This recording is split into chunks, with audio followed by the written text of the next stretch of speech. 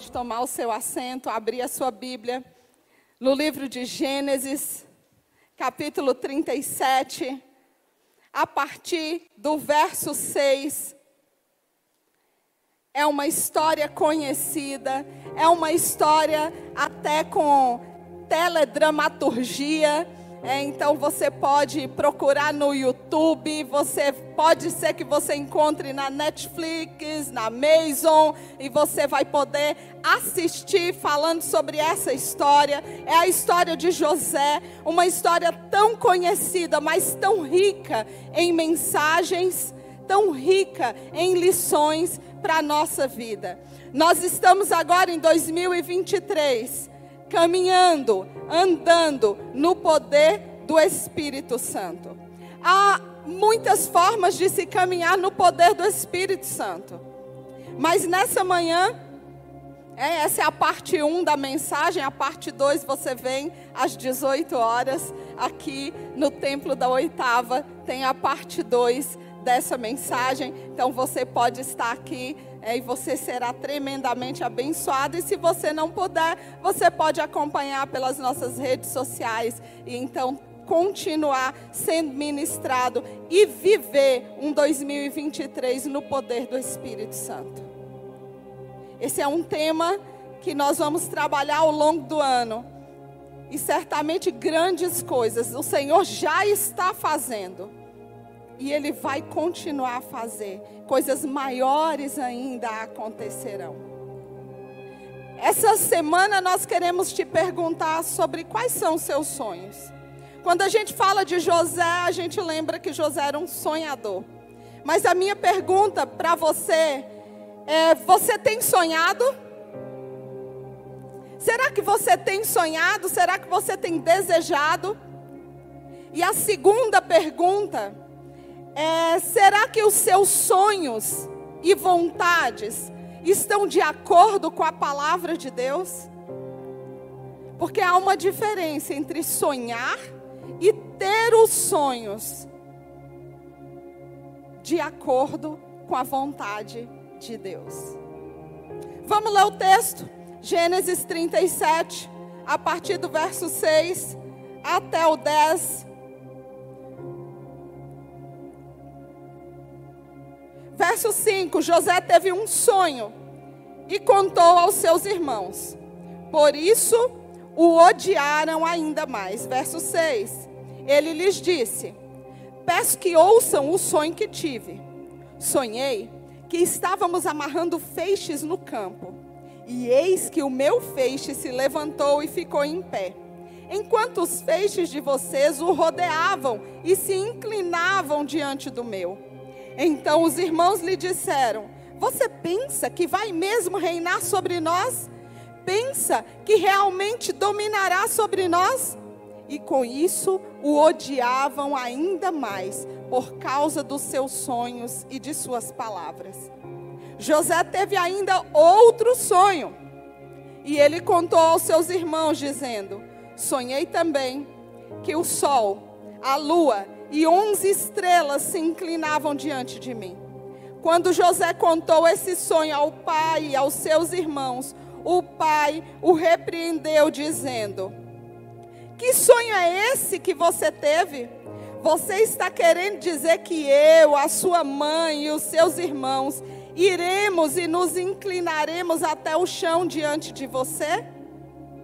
Senhor, a sua palavra, ela é viva, ela é eficaz. Ela é poderosa para fazer infinitamente mais do que tudo quanto pedimos, quanto pensamos. O Senhor é aquele que nos dá sonhos e visões. A sua palavra profética, ela declara que nos últimos dias, os jovens terão visão, profetizarão. Ó Deus, os velhos terão novas visões. Deus, o Senhor tem declarado e tem direcionado palavras proféticas para a vida do teu povo, para todo aquele que tem buscado andar no poder do teu Espírito Santo. Nós queremos muito mais do que saber, do que entender e do que aceitar essas palavras proféticas, nós queremos vivê-las na nossa vida diária. Que a sua palavra fale conosco e que ela produza vida em nós, em nome de Jesus. Amém. Aleluia. Eu estou pegando aqui o texto na versão NVI, essa minha versão é outra, e eu quero deixar aqui aberto, por isso que vocês estão me vendo abrir aqui. Porque tem uma das passagens que eu quero ler na versão NVI. Eu não vou contar a história de José. Eu não vou falar o que aconteceu, mas nós vamos partir aqui de dizer que ele era um jovem. Nesse momento ele era um jovem. Ouso dizer que ele era um pré-adolescente e que ele tinha visões. E as visões que ele tinha, os sonhos que ele tinha, provinham do Senhor. Não era dele mesmo, nem ele talvez entendesse na totalidade aquilo que ele estava visualizando, de forma que ele compartilhava com a maior naturalidade possível. Chamava todo mundo e sonhei essa noite. Essa noite eu tive um sonho e contava o sonho na maior naturalidade. A verdade é que nós vivemos num mundo movido por sonhos. Quando nós olhamos toda a história da humanidade, cada detalhe que existe foi sonhado. Então pensa bem, hoje você que dirige, você está lá, você dirigindo um carro motorizado, alguém sonhou com ele. Alguém pensou a respeito dele. E hoje, ou ontem, não sei, mas eu estava vendo uma reportagem sobre agora a digeribilidade através do metaverso. As empresas, a BMW, agora já tem lá os avatares dos seus funcionários, colaboradores. E tudo isso programando para carros que serão dirigidos através de um controle remoto. Sei lá como é que vai ser isso, se vai ser só com pensamento. A evolução está ali. Como diz a Manu disse: mãe, eu quero ter um carro que ele vai dirigir sozinho. Tá longe não. Então o carro que vai dirigir sozinho, ela só vai entrar e sentar. Talvez nem terá mais o cinto de segurança. Na verdade, o cinto de segurança ele vai ser automático. Lembra dos Jetsons? Quem é da época dos Jetsons? Pessoal, a galera nova não sabe o que é tecnologia de ponta. Tecnologia de ponta está lá no desenho dos Jetsons. Então você vai entrar na nave, automaticamente ela passa o cinto e você só vai dizer: vou para a 8ª. E vai voar e chegar. Na verdade, a vida é feita de sonhos. Alguns riram, porque conhecem o desenho. Todos esses sonhos, toda vez que há sonhos, eles trazem mudanças para a sociedade, porque o automóvel ele mudou a sociedade. A industrialização, quando você estuda história, a industrialização ela mudou a sociedade. E todas as novas tecnologias, elas mudam a sociedade. O telefone mudou uma sociedade. Aí chegou o celular, ele mudou a sociedade. E agora, então, que nós não temos mais celulares. Agora não existe celular, agora é smartphone. Porque celular, quem é que usa celular? Celular é para falar. É para fazer ligação. Quem é que faz ligação? Nós chegamos num estágio que pouquíssimas vezes você liga para alguém. Aliás, alguém chegou para mim e disse o seguinte, que para ligar, primeiro você precisa mandar uma mensagem perguntando se pode ligar. Que você ligar direto, isso é invasão de privacidade. Olha só. Foi essa palavra usada. Ligar antes de perguntar se pode ligar é invasão de privacidade. Eu posso não concordar, mas as mudanças tecnológicas me obrigam a aceitar. Eu posso não concordar, mas as inovações e o sonho sonhado por alguém e implementado na cultura e na vida de uma sociedade me obriga a aceitar. Isso é sonho. Você tem sonhado? Porque o sonho, quando é um sonho, ele vem de Deus, ele vai produzir mudanças. E é interessante que o sonho, ele não implementa mudanças visando a sua própria vida. Mas o sonho que vem de Deus, ele sempre vai ter um objetivo. E o objetivo dos sonhos que provém de Deus é transformar, é produzir frutos de salvação para outros. A gente não entende isso. A gente acha que, não, eu vou sonhar porque eu quero ter uma boa casa. Na verdade, a gente pode sonhar, eu quero ter aquela casa lá naquele condomínio, uma casa com piscina. Esse é um sonho que vem de Deus? Ou esse é um sonho pessoal? Porque os sonhos que vêm de Deus são sempre sonhos que têm como objetivo final produzir bênção para aquela geração. José não tinha percepção disso, queridos. Você já está tendo porque você conhece a história. Você sabe como a história termina. Mas vivendo a história, José não sabia disso. Sonhos são preconcepção daquilo que nós queremos, ou do que o mundo precisa, ou daquilo que Deus quer de cada um de nós. Tem um muito conhecido, que é Martin Luther King. I have a dream. Quem nunca ouviu essa frase? Eu tenho um sonho. Em toda a sua trajetória de ativismo e militância social e racial, Martin Luther King sempre adotou uma postura extremamente pacifista. Em 1983, sua luta foi marcada por um dos momentos mais importantes da história da luta contra a discriminação racial, tanto nos Estados Unidos como aqui no Brasil e em outros lugares do mundo. Ao liderar a marcha sobre Washington, Martin Luther King fez o discurso mais importante de sua vida, em que falava sobre o sonho de uma sociedade em que negros e brancos pudessem conviver em harmonia.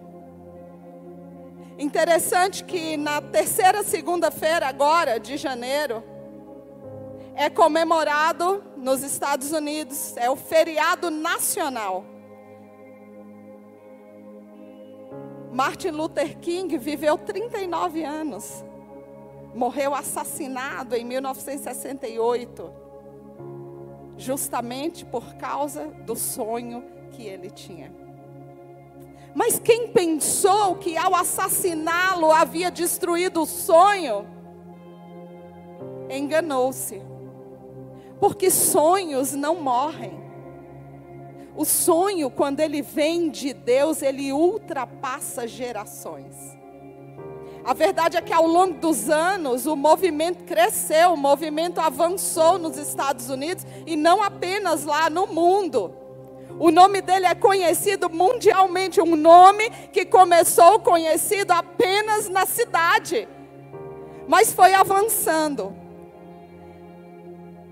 Quando a gente lê a história, nós vamos percebendo que cada estado americano vai aderindo ao feriado nacional, a esse feriado aos poucos. Até que todos os estados hoje, todos os estados americanos declaram feriado nacional e um detalhe, feriado pago. O que é feriado pago, gente? É aquele feriado que a gente não precisa trabalhar. Ele é um feriado nacional. Nos Estados Unidos há feriados opcionais. você pode se dar o feriado, se você quiser, mas você não recebe por aquele dia de trabalho, porque o sistema trabalhista lá você recebe por hora trabalhada. Não é como aqui que a gente recebe salário ali mensal, é salário por hora trabalhada, é contado por hora. Então você pode optar, durante algum tempo, em alguns estados, o feriado Martin Luther King, ele era um feriado opcional. Mas agora, ele é um feriado nacional, onde o país inteiro para lembrar que esse homem tinha um sonho. E esse sonho não morreu. Ele continua vivo, a luta continua, não apenas nos Estados Unidos, mas em todos os lugares. Entende o que é um sonho? Um sonho não tem nada a ver comigo. O sonho não tem nada a ver com você. Sonho não tem nada a ver em satisfazer os meus desejos pessoais. Sonho tem a ver com transformação. A história de Edmund Hillary. Durante 6 meses ele se preparou para escalar o Monte Everest. E ele fracassou. Quando ele tentou fazê-lo, o monte o venceu. Algum tempo depois ele foi chamado para uma palestra. E quando ele chegou no auditório, havia uma foto proposital do Monte Everest. Esquecendo-se da sua plateia, ele apontou para o quadro e disse: Monte Everest, você não cresce mais, mas eu posso crescer. E logo após ele foi o primeiro homem a chegar no topo do ponto mais alto do planeta Terra. Porque sonhos não morrem. Eles não são limitados pela derrota. Pode ser que você tenha sonhado e talvez você já tenha sido derrotado algumas vezes no seu sonho. O sonho que vem de Deus, ele não morre. Não é um sonho que a gente deixa para lá. Porque as dificuldades, as oposições, elas vêm, elas virão. Mas a verdade é que ao passar do tempo, nós vamos olhar para as oposições e para os opositores e vamos declarar como fez Edmund: ei, sua oposição, essa dificuldade, ela não cresce mais. Ela tem um limite, mas eu posso crescer, eu posso avançar. Eu posso ir além. Na nossa caminhada cristã, nós não podemos nos deixar ser limitados pelas dificuldades e pelas adversidades. Nós precisamos estar com a nossa mente aberta para sonhar os sonhos de Deus. Porque os sonhos que vêm de Deus, eles não morrem. Para que seus sonhos se mantenham vivos, e você tenha certeza que seus sonhos são sonhos de Deus, há alguns conselhos. Hoje eu vou dar 5 conselhos para você.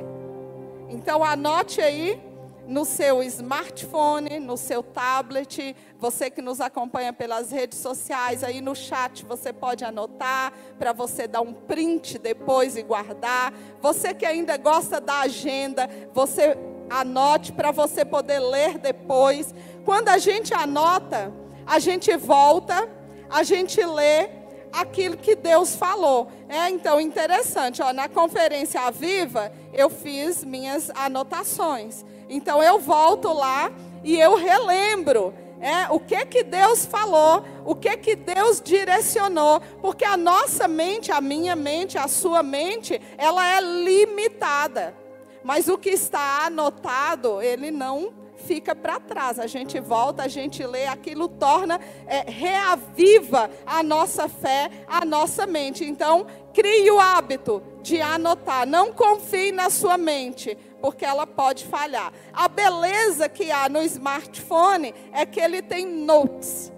Então, bloco de notas de várias cores, de várias formas. Então, anota tudo aí. Depois, se você não quiser perder, você manda para a nuvem.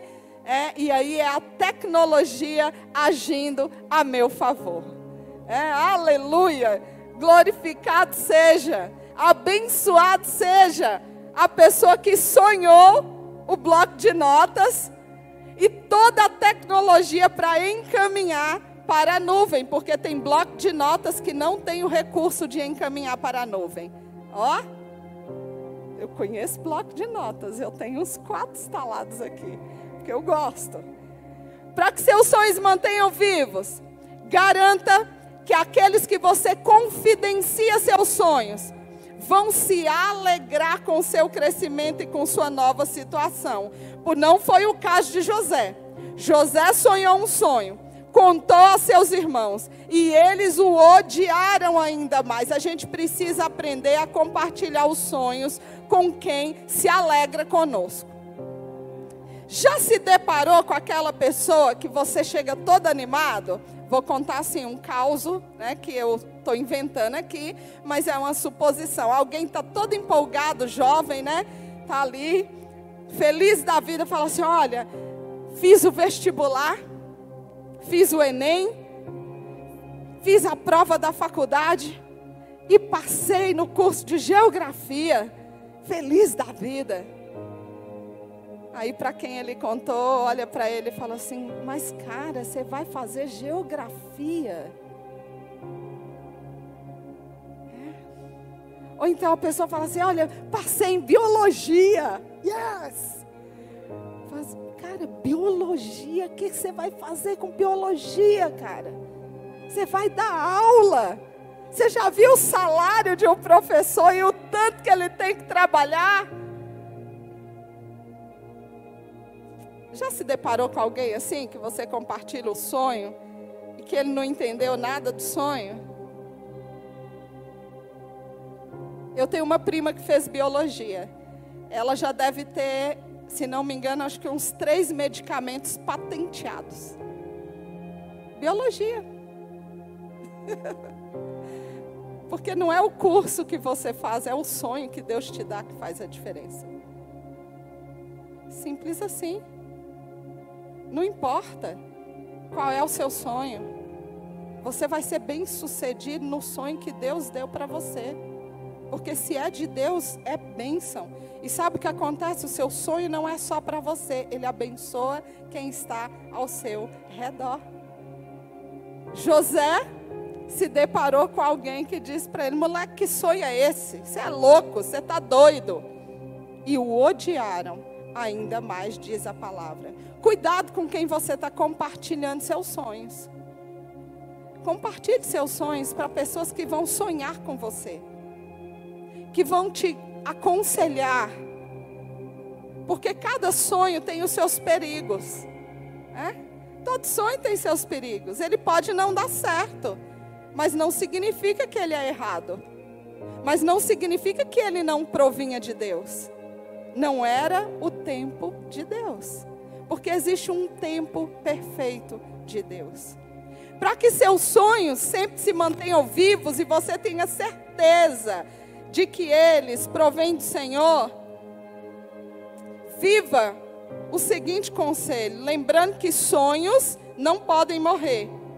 Eles precisam permanecer vivos e submetidos a Deus para que no tempo oportuno ele se cumpra. O verso 9 do texto que nós lemos diz que José, ele sonhou ainda outro sonho. Ele continuou a sonhar.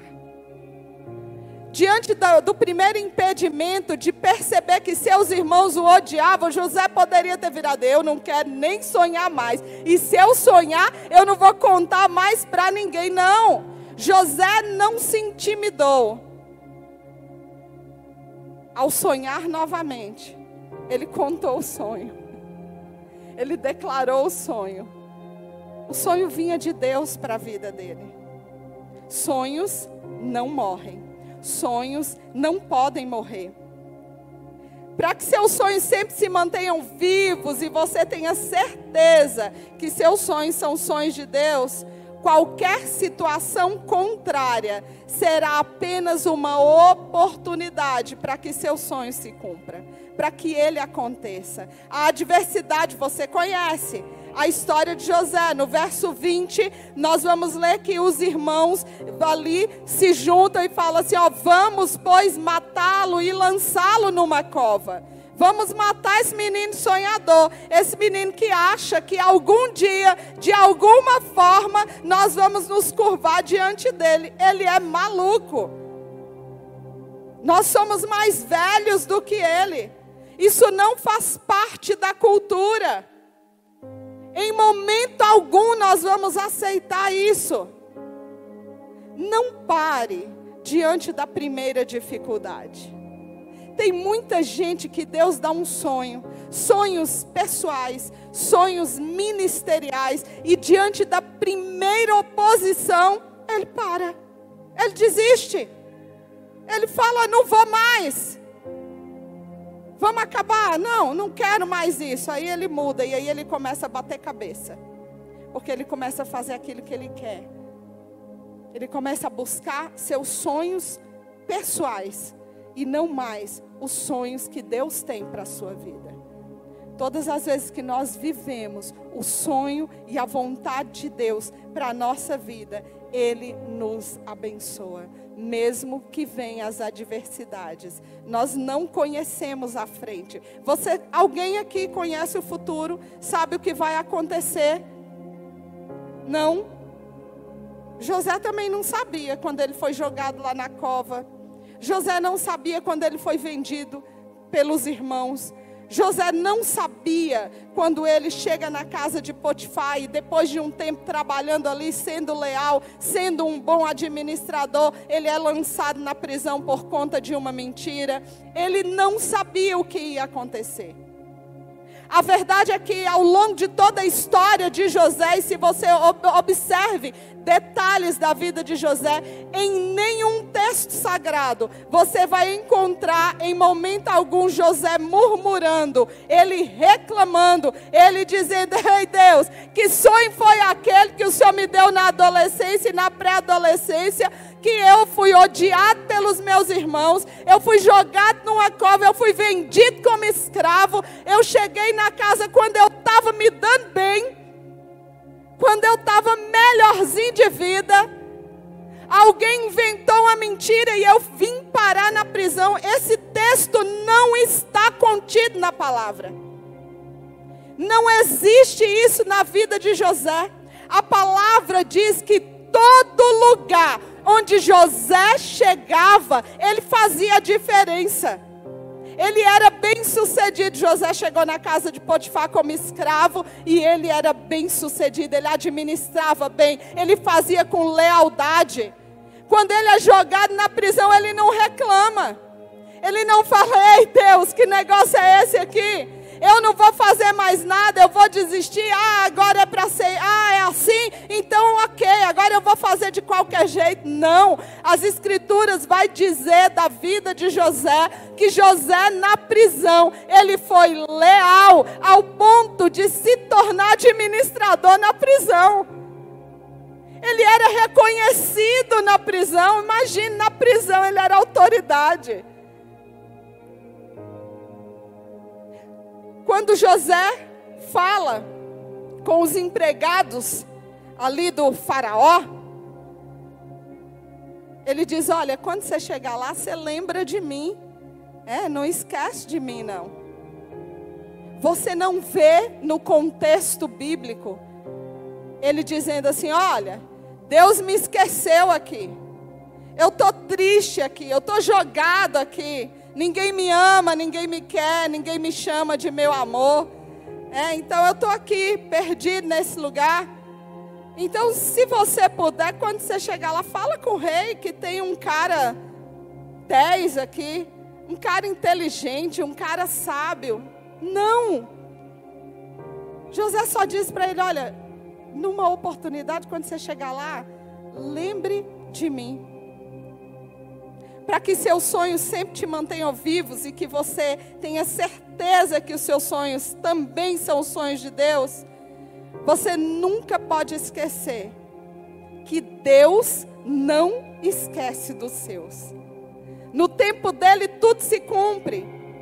Porque no caso de José, Gênesis 40, 23, o texto diz: mas o chefe dos mordomos não se lembrou de José, porém o esqueceu.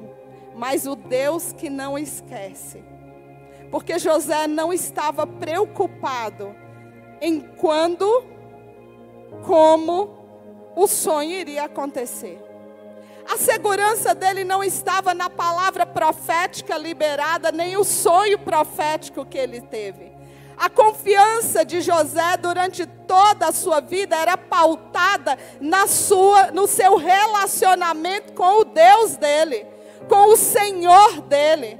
Sabe qual é o nosso problema? É que muitas vezes nós recebemos uma palavra profética, uma profecia. Nós entendemos ou temos um sonho profético e a gente passa a viver em função do sonho. Ei, deixa eu te dizer, não é para você viver em função da profecia direcionada para a sua vida. É para você viver em função do Deus que deu a profecia. Sabe o que acontece? Tem gente que acha que o dom é dele. Não, eu tenho o dom de profeta. Eu tenho o dom de mestre. Não, eu tenho o dom de cura. Você não tem nada. Porque quem tem é o Espírito Santo. E é dele que provém a cura. Não é você. Você é só canal por onde passa o fluir da cura de Deus. A unção não é nossa, o poder não é nosso, o dom não é nosso. O dom é de Deus e Ele distribui a quem aprove a Ele, a quem Ele quiser, Ele dá o dom. Ele pode usar uma criança de 3 aninhos com o dom da cura, porque o dom é dele, é o Espírito Santo, e ele vai usar a criança para fluir a cura através dela. O problema é que a gente vive em função dos dons que recebemos. Mas querido, eu posso receber o dom da cura hoje e orar por alguém e essa pessoa ser curada e nunca mais Deus me usar com o dom de cura. Porque é dele. Ele dá para quem ele quiser. Ou você acha que o Deus que nós servimos, ele é limitado? Porque eu não acredito. Eu não toco nenhum instrumento.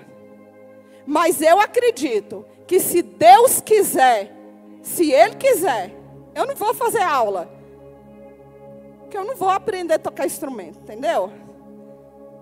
Mas se for um propósito de Deus para cura, para restauração, para transformação de alguém, Ele pode me fazer tocar um louvor para transformar aquilo que Ele quer. A gente limita as ações de Deus. O pastor Chu, no livro dele, A Quarta Dimensão, ele diz o seguinte: havia um diácono na igreja, um diácono querido, um homem servo, que se doava, que ajudava todo mundo. E esse diácono, ele cai doente. Ele fica muito doente, com um tumor no cérebro.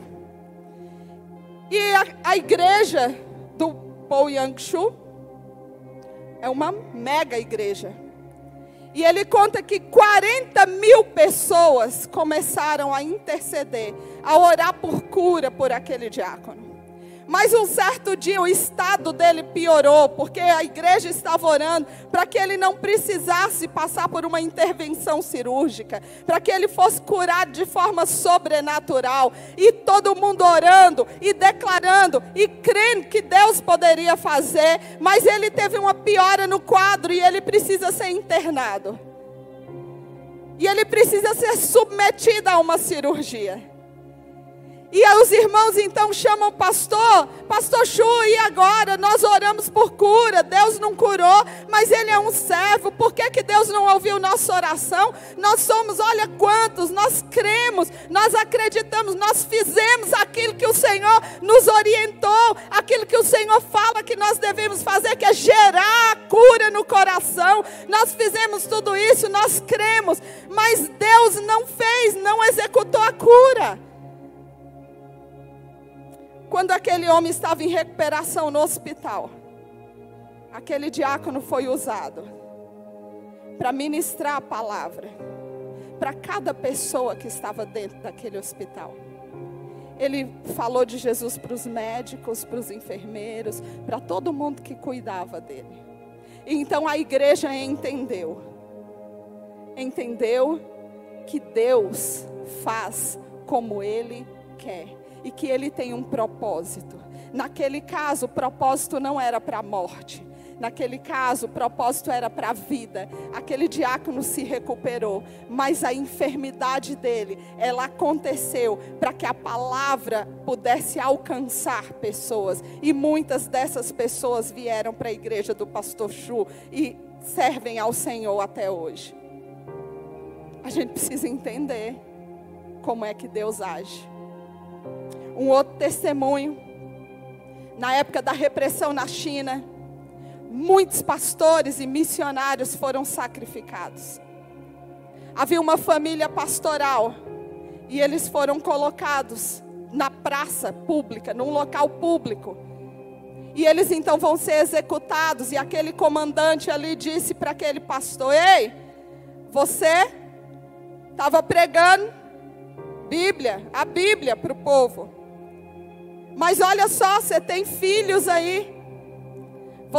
Se você negar isso agora, você pode salvar você e todos os seus filhos. E as crianças começaram a chorar e dizer: papai, pense em nós. Papai, pense em nós. Porque todos estavam ali para morrer. E aquele homem então, quando ele começa a dizer, olha, a esposa dele diz assim: ei, não. E ela então começa a cantar um louvor. E os filhos começam a cantar, e eles começam a cantar e a adorar a Deus, e eles são executados. Ao serem executados, todo mundo pensou: acabou. O evangelho acabou, mas na execução deles, milhares de pessoas que estavam ali, presentes naquele dia, se renderam ao Jesus daquela família e foram para a igreja. O que é que eu quero te dizer com isso?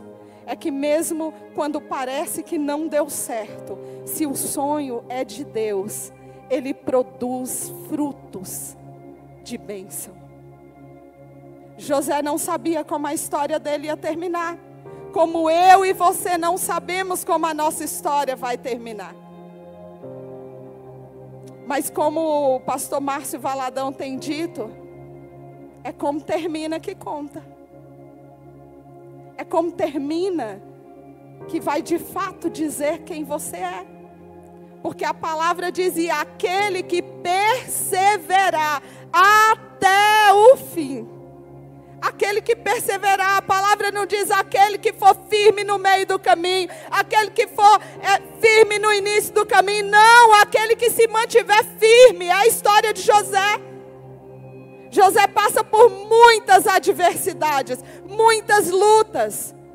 Eu imagino, o texto não diz, que há algumas noites em que José chora de saudade do seu pai, chora de saudade do seu irmão, chora de saudade da sua terra, da sua nação, porque ele está num outro povo, numa língua diferente, numa cultura diferente. Então eu começo a pensar nesse José, mas que ele está dependendo daquilo que o Deus que ele acredita vai fazer. Ele viveu toda a sua vida pautada nos princípios de Deus. Ele não viveu focado no sonho que ele teve. Isso me encanta na história de José. Porque isso precisa trazer paz para o meu e para o seu coração.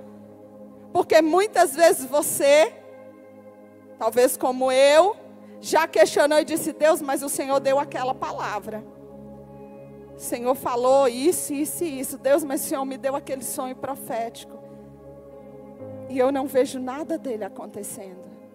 E eu não vejo possibilidade dele acontecer. Gente, qual era a possibilidade de alguém se curvar diante de José na prisão? Qual era a possibilidade? Nenhuma. Que sonho louco. Que profecia doida.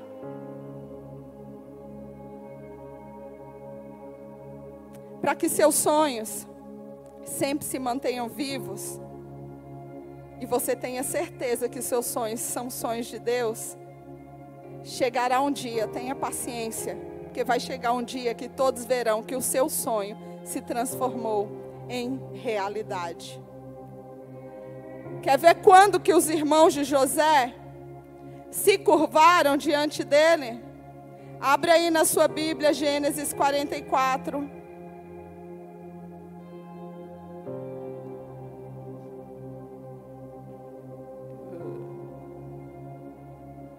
Gênesis 44, 14. Olha o que o texto está dizendo aí. Quando Judá e os seus irmãos chegaram à casa de José, ele ainda estava ali. Eles se ajoelharam na frente dele e encostaram o rosto no chão. O texto que nós lemos do sonho de José, ele disse: olha, e eis que o meu feixe se levantou e ficou em pé, enquanto os feixes de vocês o rodeavam e se inclinavam diante do meu. Quando o sonho é de Deus, no tempo oportuno, ele se realiza. O sonho que você tem sonhado é um sonho de Deus? Porque mais importante do que isso que aconteceu, do que os irmãos se prostrarem e o sonho se realizar na vida de José, é a atitude de José. Mais importante do que isso é a atitude que José teve. Gênesis 41, 41, o texto diz: e Faraó disse a José: vê, coloquei-te sobre toda a terra do Egito. José era o segundo, acima dele só Faraó. Era ele que comandava todas as coisas.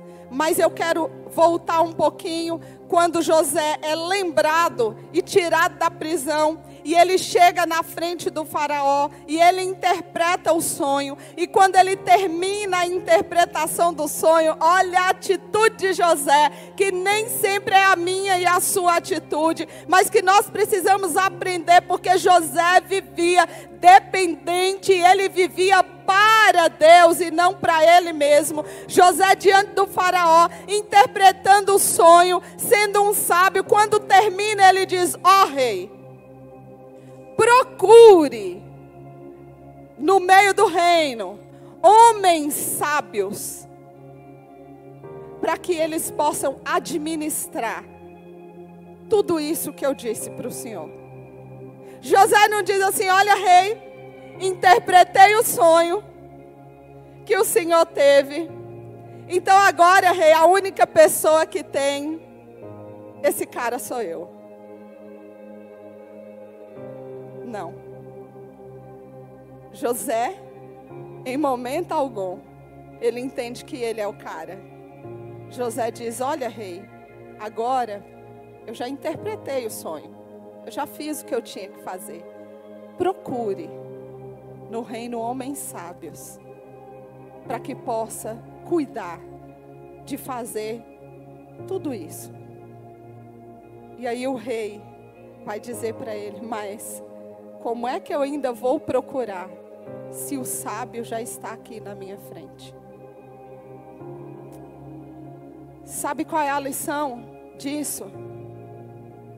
Quando o sonho é de Deus, você não precisa buscar a sua exaltação, porque a exaltação vem do rei. Você não precisa buscar, querido. É Ele quem te honra, é Ele quem te justifica. Às vezes vocês olham para a gente, olham para os pastores, e olham para a gente e falam assim: nossa, só maravilha. Olha a pastora viajando nas férias, essa pastora cheia da grana. Mal sabem vocês, mal sabem vocês. Não, vocês podem saber. Sabe o que é na minha vida? É milagre. É milagre, porque um dia nós decidimos, um dia primeiro eu decidi, aí depois Deus trouxe alguém para a minha vida, segundo a oração que eu fiz, então Deus trouxe alguém para a minha vida que tomou a mesma decisão. Eu não vivo para mim, eu vivo para o Senhor, para fazer a vontade dEle. Ele é prioridade na nossa vida. Primeira coisa na nossa vida. É Ele que é digno de toda honra. Então eu vivo por Ele e para Ele. Eu não vivo para as coisas acontecem. Mas elas não são a nossa busca diária. Elas não são o nosso primeiro investimento. Quando eu fui trabalhar, uma das minhas alegrias era que tudo que tinha na igreja eu podia abençoar alguém, eu podia contribuir, eu podia ajudar. Na época nós liderávamos o ministério de casais, então a gente ia para São Paulo para comprar as coisas, combustível, pedágio, estacionamento, tudo nossa conta. O que o ministério investia era aquilo que a gente ia comprar para abençoar os casais, mas tudo mais era nosso. Vamos fazer encontro? Vamos. Os primeiros que pagavam, nós temos que pagar. Nós não estamos pagando, nós estamos investindo, sabe? A nossa mentalidade precisa ter uma metanoia. Palavra da Pâmela do início do culto. Metanoia, mudança de mentalidade. Eu preciso entender, como José entendeu, que eu vivo na dependência dele e de mais ninguém. Eu vivo para ele. Então eu vou fazer o melhor que eu puder no lugar que eu estiver. Seja como o segundo do faraó, seja na prisão como um prisioneiro. Como um prisioneiro eu vou fazer diferença no lugar onde eu estou. E como o governador do mundo, do reinado de Faraó, eu vou fazer diferença para aquela nação. E eu vou fazer isso por causa de um sonho? Não, o sonho já ficou em segundo plano. Eu estou fazendo isso porque essa é a vontade de Deus. E ao fazer a vontade de Deus, os sonhos de Deus na minha vida se realizam. O salmista vai dizer: agrada-te do Senhor e Ele satisfará os desejos do seu coração. Morei 16 anos aqui no Residencial Ouro Verde. E nós começamos a orar. Senhor, nós queremos um apartamento de 3 dormitórios. Eu tenho muitos livros e eu queria para ter um lugar para colocar os livros. E eu comecei a orar. E nós começamos a orar. E nós tínhamos algumas coisas que colocamos para Deus. Deus, nós estamos pedindo isso. E levou tempo, tá? E nós ficamos orando. Mas também a gente não fica só orando. Existem coisas que a gente faz para que os sonhos sejam realizados na nossa vida.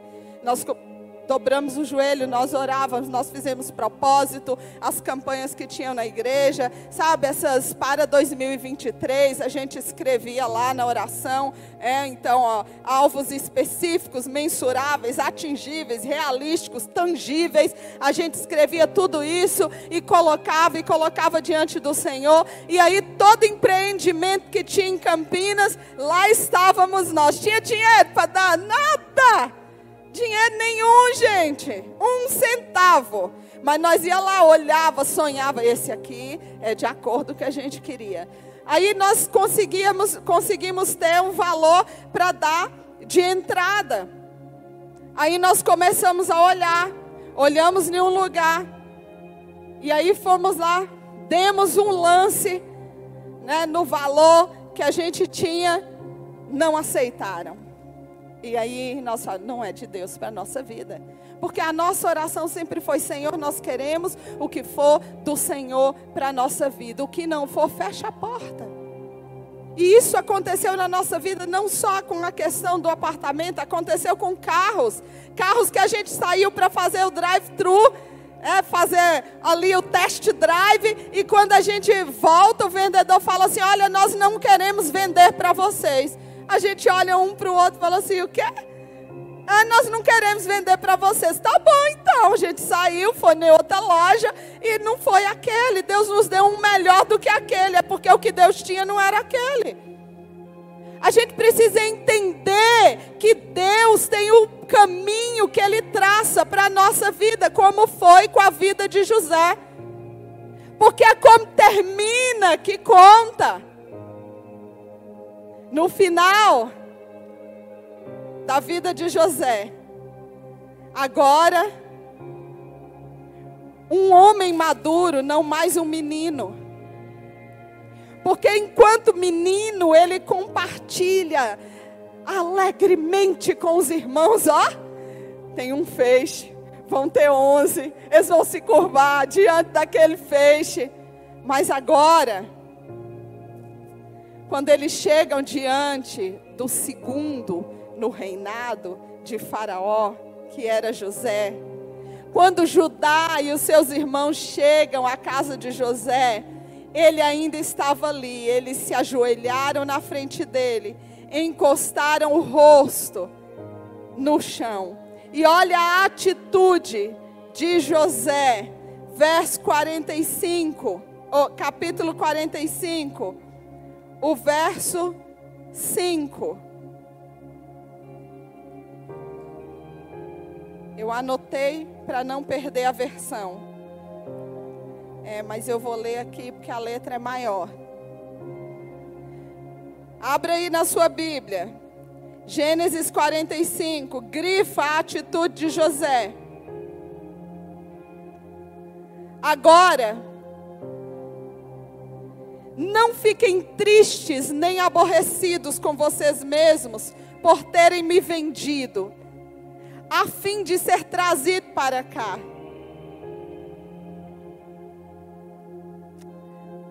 Pois foi para salvar vidas que Deus me enviou na frente de vocês. Olha o José. Depois de ter penado, de ter sofrido, de ter sido preso, de ter sido acusado injustamente, de ter sido injuriado. Olha o José, que foi vendido, traído pelos irmãos, vendido como escravo. Olha o José, que teve um caminho árduo até chegar ao ponto de viver e de ver cumprir o sonho que ele sonhou na adolescência, que ele sonhou ainda jovem, mas agora é um José maduro, é um José que ao longo da trajetória, em momento algum questionou Deus, é um José que ao longo da trajetória, em momento algum, ele disse: Deus me abandonou. Mas é um José que durante toda a vida se portou como um servo de Deus, como alguém que vive na unção e no poder do Espírito Santo. Um José que foi leal aos seus líderes. Um José que serviu incondicionalmente. Um José que teve o seu caráter provado ao longo da caminhada. E um José que sabe que nada depende dele, que ele é apenas um servo. E diante da presença dos irmãos, ele diz: ei, levanta, vem cá, me dá um abraço. Não tenha peso, não tenha culpa sobre vocês, nenhuma, porque tudo o que me aconteceu foi para que Deus pudesse me usar para salvar toda uma nação. A história termina dizendo que José, porque havia passado 2 anos da época da seca, da escassez, José então traz toda a sua família para o Egito. E eles tiveram sustento durante todo o período de escassez. Aprenda, querido, que o seu sonho, ele precisa concluir. Ele precisa ter o objetivo de abençoar vidas. Se o seu sonho é só para você, é só para agradar as suas vontades carnais, dificilmente esse é um sonho que vem de Deus. Talvez você sonhe em ter uma casa de praia. Não tem pecado nenhum em sonhar ter a casa de praia. Mas qual é o objetivo de você ter uma casa de praia? Nós já tivemos uma casa de praia. A nossa casa de praia era sempre para servir aqueles que não podiam, que nunca tinham ido, que não conheciam o mar. Até porque eu sou de uma região que o mar fica distante, 800 quilômetros, a praia mais próxima. E as pessoas não tinham condições de ir. Nós tínhamos uma casa de praia. Era uma casa de praia onde iam casais para que tivessem casamentos restaurados. Onde iam famílias que iam conosco para que tivessem a família restaurada. Então qual é o objetivo daquilo que Deus, daquilo que você tem sonhado? Não, é o meu sonho. Deus me deu lá uma casa de praia e eu alugo. E daquele aluguel, Deus tem me movido e eu tenho abençoado. Abençoa a minha vida, mas também abençoa. Eu oferto na casa do Senhor. Eu oferto na vida de um missionário. Qual o objetivo do seu sonho? Será que o sonho que você tem sonhado é um sonho que vem de Deus? Todos nós, eu quero andar e viver no poder do Espírito Santo. Mas andar e viver no poder do Espírito Santo vai requerer de mim e de você abrir mão dos sonhos que são apenas para alimentar o meu ego. Requer de mim e de você abrir mão do tempo que é para alimentar o meu ego. Requer de mim e de você abrir mão de vontades que são só para alimentar o meu ego e às vezes o meu corpo. Porque quando a gente diz, olha, nós estamos chamando a igreja numa quarta-feira para um jejum congregacional.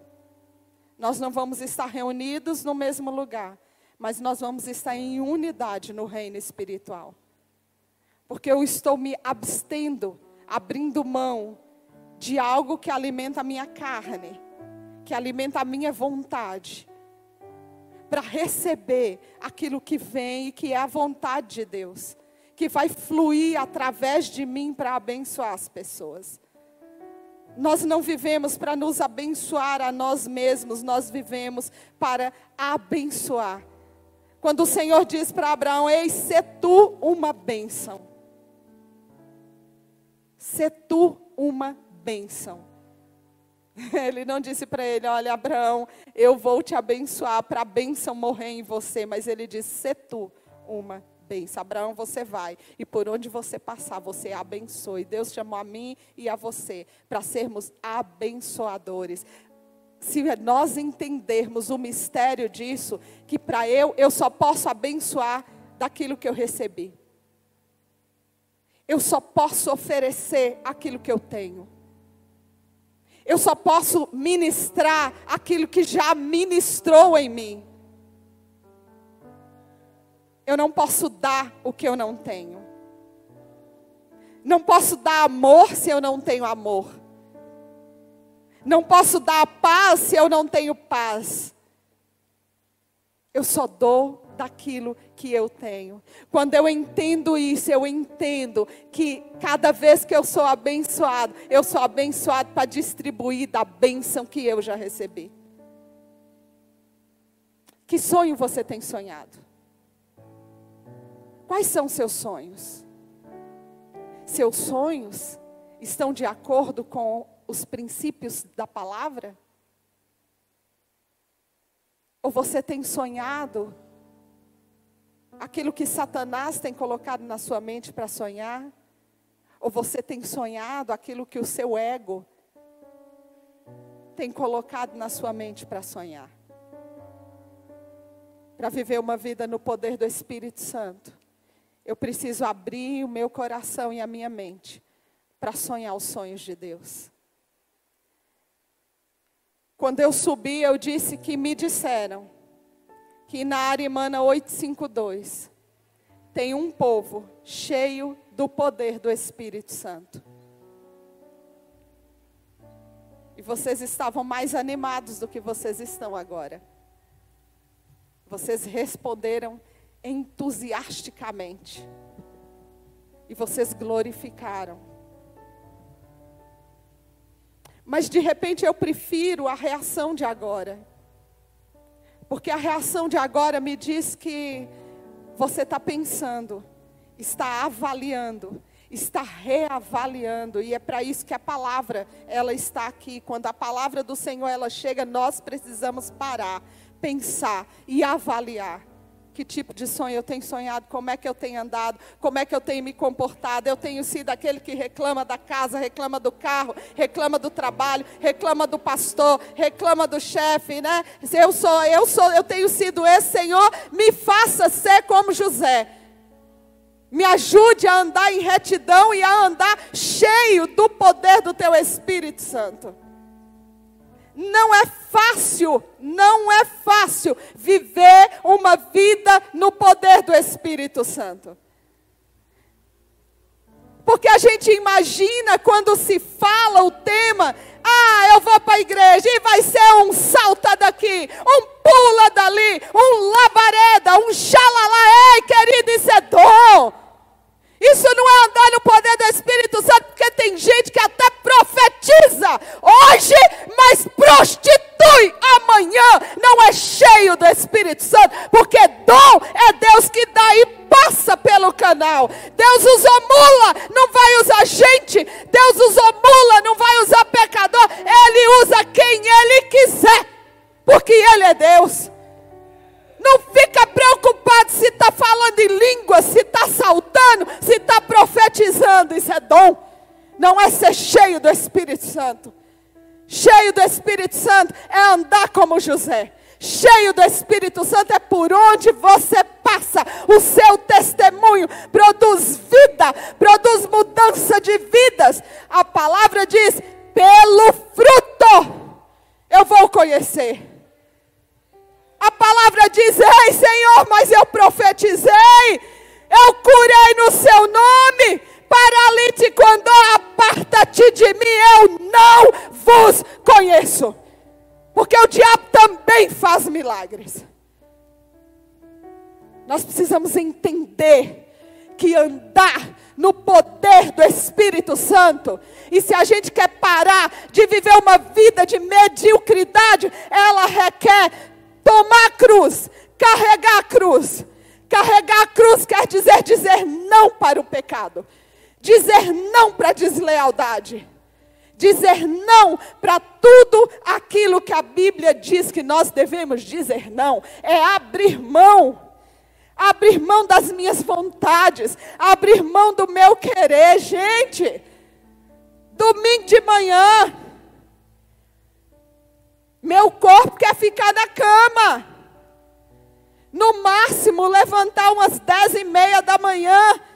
Ir na feira comer pastel.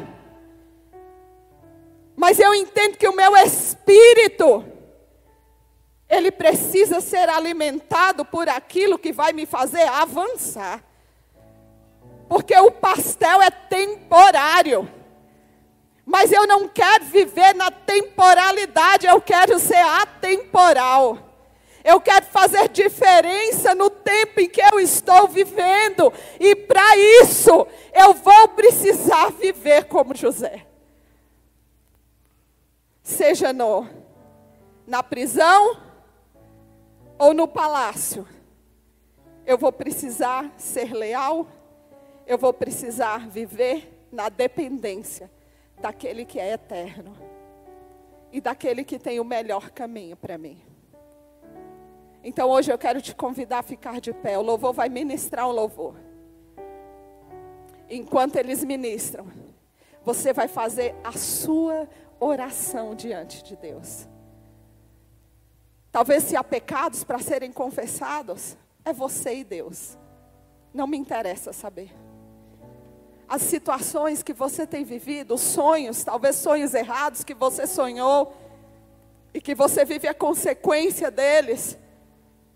Há um Deus presente aqui neste lugar. O Espírito Santo do Senhor paira neste lugar.